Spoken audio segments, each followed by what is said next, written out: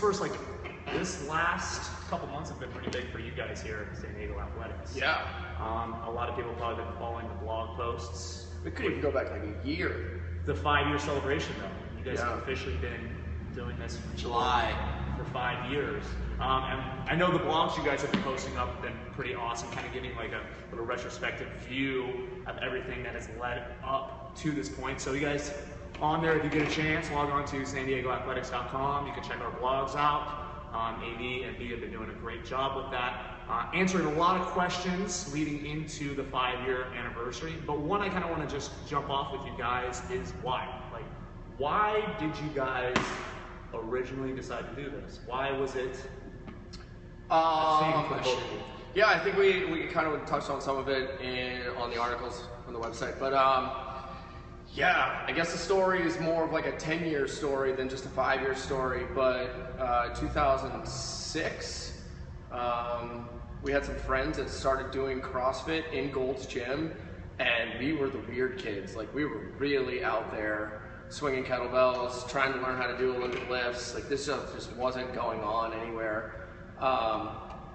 And right about the same time, Brian moved out to San Diego, and it was probably the first time in a while we hadn't been training together, and my buddies and I at home in DC just kept going and really learned how to do it, figured a bunch of stuff out, took some coaching lessons on Olympic lifts, and like really got back into the sports side of things and competing every day and learning how to do muscle ups, and this stuff was so foreign that every day we just crushed it, and just so much learning going on. Fast forward a couple years, joined an actual CrossFit gym, which was cool. Learned a ton. Paul Beckwith at Carolina CrossFit, where actually one of our coaches, Jen Ryan's from. And learned about some business, finished up grad school, moved out here because I didn't really have anything to do, and within 4 months, Brian and I were up and running, and were you living in PV? I mean, was that the reason why you decided to? Because I mean, San Diego is a huge spot. Right? Yeah. So I was living in PV since 2007 when I moved out here, and then Andrews came out in like December of 2009, right before the new year, and we started training down at East Village because they were the only CrossFit gym in San Diego that had unlimited open gym time. Right. And 3 or 4 months spent there, and we both lived in PB. We lived in the greatest place ever up on Diamond Street. We totally, I was taking I didn't have a car, and I would ride my bike to the bus, take the bus down to Old Town, and then take the train to East Village, and then B would drive from work. Yeah. So it was like a 4-hour process every day just to work out. Yeah. Or we could have gone like 3 minutes down the road to 24-hour, but no, 4 hours is you know. I don't think people realize. I mean, you guys really were one of the very first CrossFit gyms in the San Diego area. Yeah. I know we talked about that. Do you remember the exact number off the top? It was like Invictus was ahead of us, CrossFit San Diego, CrossFit East Village. I think there was 8. CrossFit SoCal. Yeah. SoCal had 2 because they had a weekend only one, which is really crazy. Yeah. I mean, we joke about it that you guys are really OGs with this whole CrossFit thing. You've been around the block from the medieval days of it and seen how much it's changed. But why do you guys think that you guys have succeeded when other gyms have not? Like, I mean, the turnover with CrossFit gyms is relatively quick. You know, you see one pop up on the corner, you know, hey, I love the CrossFit, I'm going to open my own gym, I got my level 1, and then within 6 months they're gone. I think we've adapted really well to the necessary changes that take place within the community and within the programming and the way that we run the gym. And what I mean by that is that there's tons of CrossFit gyms out there now. There's like 10,000, 11,000 of them, and a lot of them just beat CrossFit until there's nothing left to do. Like, it's just snatches, overhead squats, thrusters, kipping pull-ups all the time. And it was a couple years ago that we saw the need to focus more on building strict strength, that maybe getting strict pull-ups and even going as far as strict muscle-ups and strict dips and perfect push-ups where the elbows are in and the elbow and chest comes forward instead of this internally rotated push-up that we see all the time. And we've tried to stay ahead of the game and done our best to to keep people healthy throughout this process and try to instill the belief in people that we're training for the ability to kick the soccer ball and play football with our kids when we're 50, and not necessarily trying to take over the world at 25 and squat clean like 3,000 pounds. And we'll talk about programming here in a second, but staying ahead of the game, something I want to touch upon is the fact that you guys are no longer CrossFit PB. Yeah. We are now San Diego Athletics. How long ago did the change and the rebranding take place, and what was everything leading up into that point? I think it was so like the real big thing that like everybody should understand is like the depth at which Brian and I and the staff here talk about everything that goes on, and I guess it kind of feeds into the last question. Like, there's a lot of people that find CrossFit and think this is so awesome. I'm gonna open a gym because I want to change people's lives the way it changed mine. Super cool, like do that. That's really awesome. But what people find is like this gym business thing is not really that easy. No, definitely. And what may look like a bunch of people just hanging out learning how to lift weights, like if you don't have a higher purpose to what you're doing, and if you're not genuinely connecting with your clients and meeting their needs, and a lot of times people don't even know what they want, and they come to you to find that purpose, and it's our job to put clients in the safest possible position to get stronger and use their fitness to aid in their lifestyle. And a lot of times CrossFit or fitness or whatever it is becomes the lifestyle, and people lose sight of the big vision of, hey, this thing has to be around forever, and not just, oh, let's get in really good shape and hit a wall in 2 years. It has to be, you know, what is the plan for, if I want to deadlift when I'm 80, like, how do we get there? I think that's one of the remarkable things that CrossFit has done, but it's also hindered itself, is the fact that we see the Rich Fronings, we see the games, and that's the idea that the general public puts on CrossFit. You know, they don't see, you know, my mom is 62 years old, and I can say within the last 3 years of her doing CrossFit, she's in better shape now than she was in her 40s. Yeah. You know, and she's taken that and applied it to her everyday life. We also have a question here from Stephen Long. He wrote on our blog, so I'm going to read it word for word so I don't mess it up. Also, if you guys have any questions throughout this, you guys can type those in, and we'll try to answer them as quickly as we can. But with CrossFit being so popular over the last few years, do you think that not having CrossFit attached to your guys' brand has hurt you, has hindered you, has made no difference? I would say it's somewhere between no difference and helped us. And the reason that I say that is because every single person that walks in here still immediately assumes that this is a CrossFit gym. Nobody comes in and is like, okay, so what are you guys doing in here? No, like everyone is immediately like, I've been kind of meaning to try CrossFit before I can even say we do CrossFit. But where it's helped us is when people come in and they immediately have this negative perception of CrossFit from any number of marketing material or from word of mouth or whatever it is. And people come in and they're like, so, you know, I'm not really like super into CrossFit, but this stuff looks pretty cool. Like, what are you guys doing here? And I'm like, yeah, well, we do a little bit of CrossFit for sure. Like, that's an option, but we also, you know, have a levels system, and we have a health and wellness program, and we have a muscular development program, And we'll talk about that. we do personal training, and we have all these different avenues that we can train people, and we utilize a lot of the principles of CrossFit, and I think that probably will feed into the question that comes next, but so I'll just leave it for that. But do you want to expand on that at all?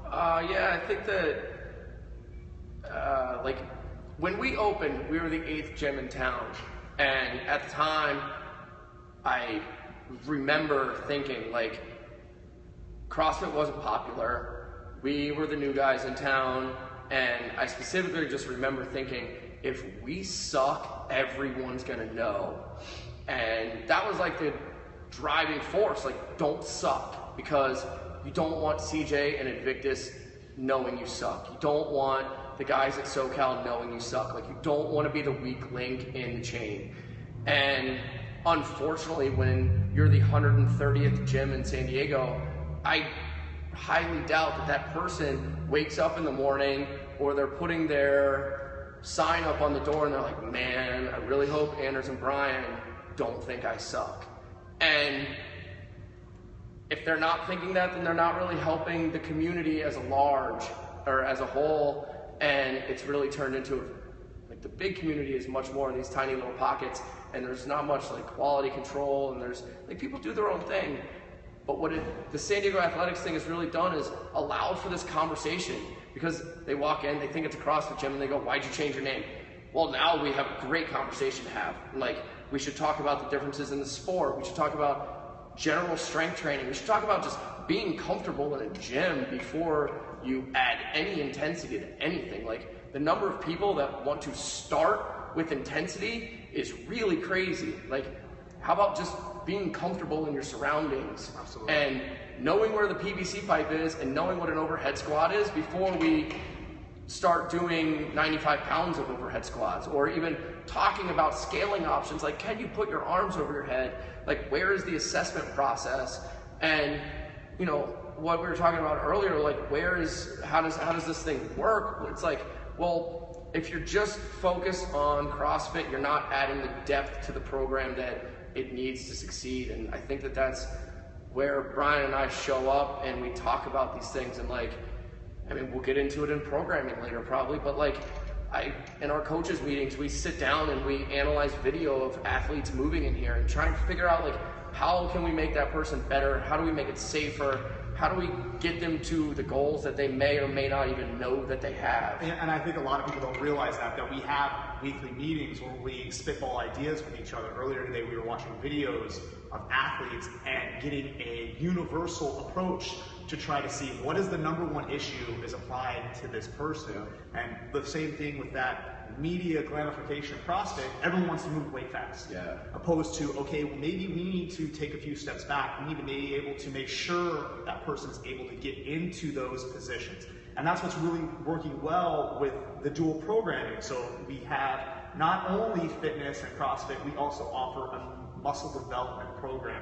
And that's all through your brainchild. So can you touch on that? Why did you come about doing this and implementing it within San Diego Athletics? Yeah, I think that the main, I mean, there's multiple reasons, but I think the main two, are building up the small muscles, that the auxiliary muscles, as you might call them, that kind of encapsulate and are the factor for keeping the larger muscles strong. So an example might be that, you know, we do a ton of overhead pressing in CrossFit regardless, like a lot of overhead stability. It could be anything from an overhead squat to as dynamic as being a snatch, or as simple even as being a strict press. But all of that uses the shoulder joint in an overhead position. And what we don't think of a lot in CrossFit is the need to strengthen the three heads of the deltoid that encapsulate and keep strong the shoulder as a whole. So there's an inherent need to focus on some lateral raises to strengthen the lateral side of the delt out here and keep it strong. There's, in CrossFit, the most underperformed movement or area in all of CrossFit is posterior deltoids, rear delts. Everything in CrossFit focuses on being overhead, which is great, but there's no isolation work for the posterior delt. And why is that important, developing that posterior? Yeah, in keeping the shoulder in line and keeping it stable in the joint. And even, you know, it would be as simple as doing tons of bent over rows. You could do barbell rows, you could do dumbbell rows. Therefore, you're going to be hitting the posterior deltoid at least through that range of motion. You don't even need to isolate it. But in CrossFit, there's no rowing. They think that you're going to hit the back via deadlifting and doing kipping pull-ups. A kipping pull-up is essentially a bastardized version of a pull-up where you're using momentum from your hips. Cheaters. And you're putting your shoulder joint through extra torque via the kipping motion. So where is the development of the posterior deltoid? And this is probably the primary cause for shoulder injuries. If we would only focus a little bit more on strengthening that posterior delt, a lot of these injuries can be mitigated. So if I'm a brand new athlete, I've heard of CrossFit, I've seen it on ESPN, and I come in here and I want to try it, but obviously I don't have the movement set.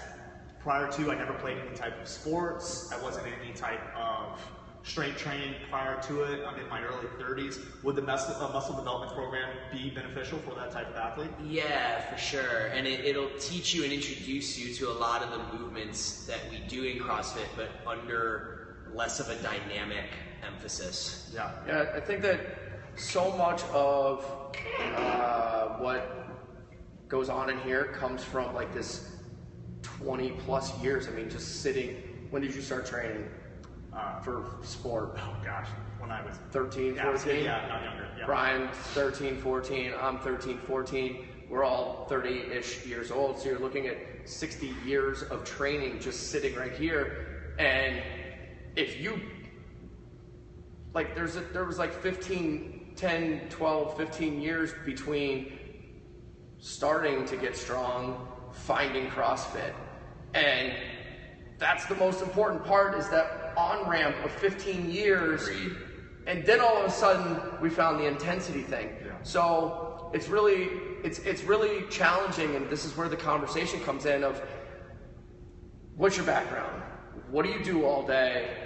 How do we get you balanced so that, like what Brian's talking about, you put your arm over your head and you may be able to jerk 225 pounds, but sooner or later, the lack of balance in your shoulder is going to come back to bite you in the ass. And you're going to get hurt because you don't have a fully developed shoulder. You have a really good pressing shoulder, but you don't have a really good pulling shoulder, and you don't have a really good, like, externally rotated shoulder. Like, there's a lot of things that go into how do you get really strong. Well, one, you have to show up every day, and two, there has to be a background, and there's a long on-ramp program of developing musculature around strong joints and letting your bones grow into this.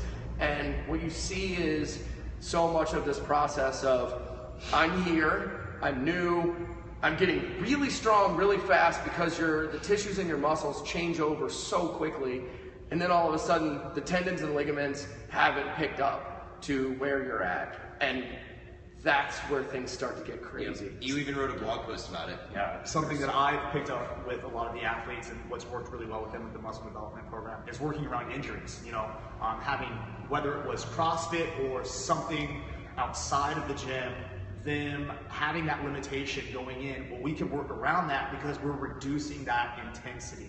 And also, if you come in, I mean, I don't know about you guys, there's been many a time where I've come in, I have not felt like CrossFitting, and then I ended up grinding through a workout. And is that a benefit to me? Probably not. So now that we have this other program offering it to simultaneously, while having it in CrossFit, you can jump back and forth between the two, and it'll benefit not only new athletes, but athletes that have been doing this for a long time. Yeah, for sure. Another big change that we'll touch upon before we get out of here, and also guys, if you have any questions, type them up, put them across, we'll try to answer those as we go along, is we're no longer in 2 locations, right? Yeah. We've had this consolidation into this big building.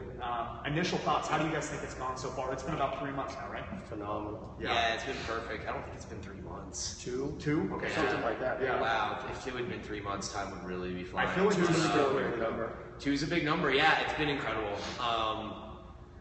It really has impacted the community. Everyone has commented and said that being able to have everybody in the same place has been incredible for the energy in here. Running a class with 33 people, we've done that 2 or 3 times now, and it has been so cool. Like, you get your endorphins pumping just coasting. yeah, I mean, you get 33 people running through line drills during the warm-up, and then class splits, and half the people go do muscular development, and half the people come up and do the CrossFit fitness thing. And the energy's great. It's palpable. I don't know if you guys have noticed though, when we have those larger classes too, people, because we have such a high traffic here, will literally just stop and spend 5-10 minutes just staring in and watching, because it's such a sight to see. It's really cool. Do you guys think we can improve upon anything within the consolidation? I wanted to go back to that initial question too, though. Like, I think it's really important for, like, a lot of people don't understand what goes on between 2 people plus a staff, and even you being a big part of a lot of decisions these days. Like, the stuff isn't really that easy. And when we started, like, we got evicted out of our building twice. We didn't really have, Check out that block. It's a good one. we didn't really have a location. Like, we had to go find one. And then all of a sudden we had 2 buildings, and we had to make this thing work. And you know, when the opportunity presents itself to have either one 6,000 square foot facility, or where we can all be in the same place and we have multiple coaches in class and the product gets significantly better, we're running multiple programs, everyone's on the same page, the gym flows, like it's got that vibe feeling to it, it's better. And there's a lot of this thought that crazy growth means crazy success and all, and no, like to us, it isn't this huge. Like, we don't want 50 locations. That was never ever in a business plan. It was never part of a conversation. It's always been, how do we be really freaking good at what we do? Like, you look at gyms like Catalyst Athletics, you look at, you know, Westside Barbell, like these people are known as the best at what they do everywhere. And there's no doubt about it. They have one location.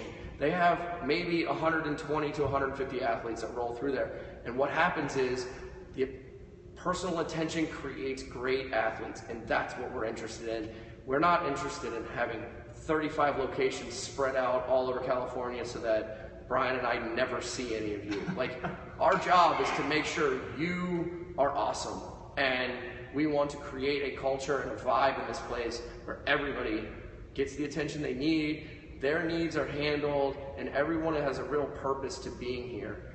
It's not about growth, it's about the depth of the program, and it's about really connecting with people and understanding that you're coming here so we can make your life better.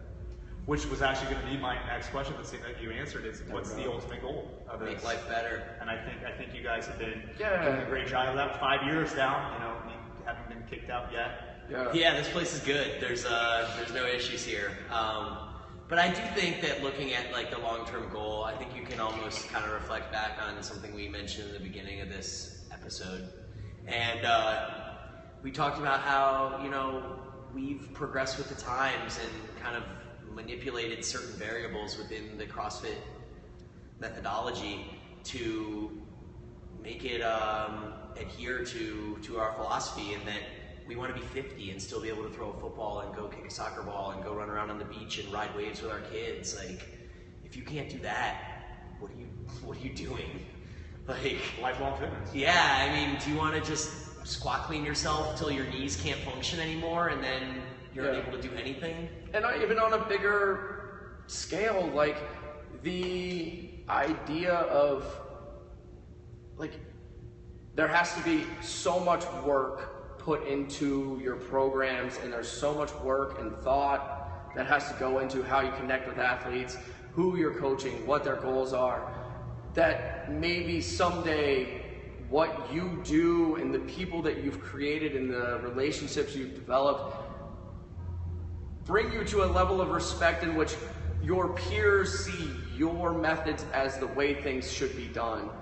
And that is like the highest level of importance to us, that we are thought leaders in what we're doing. We started out as a CrossFit gym, and unfortunately we found a lot of problems with it. And we are making sure that those problems are handled really well now in here, and we want to focus on the depth of the program and the quality of the athlete that's moved out of here. We don't want you to be injured. We don't really even want you to be so sore that you can't move the next day. Like, there's things that go into the programming that you should understand that we're making a very concerted effort to change the way people view intensity and change the way people view programming. And it's a really difficult process to sit down and look at every single athlete that you have and try and find those things that connect people's needs together. And, you know, like today, we sit down for an hour and watch a video of everybody in the gym squatting. Surprise, you guys didn't know that. Yeah, congrats. We video you, and we analyze your form, and we do all this stuff. And, like, we sit down and it's like, okay, we just watched 20 people squat. What is one thing that they all need? And we talk about this stuff, and we make the product better, and we try and set programs up so that you succeed and that you're constantly challenged. And maybe you don't, maybe your goal is to walk out of here and be skinnier. Well, our goal is for you to live an amazing life. And how do we get you stronger? How do we get you to lose weight? How do we do this stuff? And it's not easy because we have to do it for 300 plus people. But there's common themes between everybody, and that's what we chase after. What's going to motivate you to come back, and how do we make the product as good as we possibly can? So last thing that we'll talk about, do we have any big things coming down the lane here? Like any changes, whether it be programming, whether it be specifically to the gym? I know we kind of touched upon. Anna's getting married. This is true. I want to lead Be into that. as well. friendly to Justin next week, and Paula, and Neil, It's and gonna be a Maggie. very, very long week. 2 weeks? Week and a half? Week and a half. Week and a half. Yeah. You'll make it. Justin's gonna be in charge. I got I'll do married. That was my best. Sorry. You guys have any questions? Throw those up here. Hit the little heart thing. I don't understand it. before we get out of No here. one's even watching. There's It's 8 okay. people.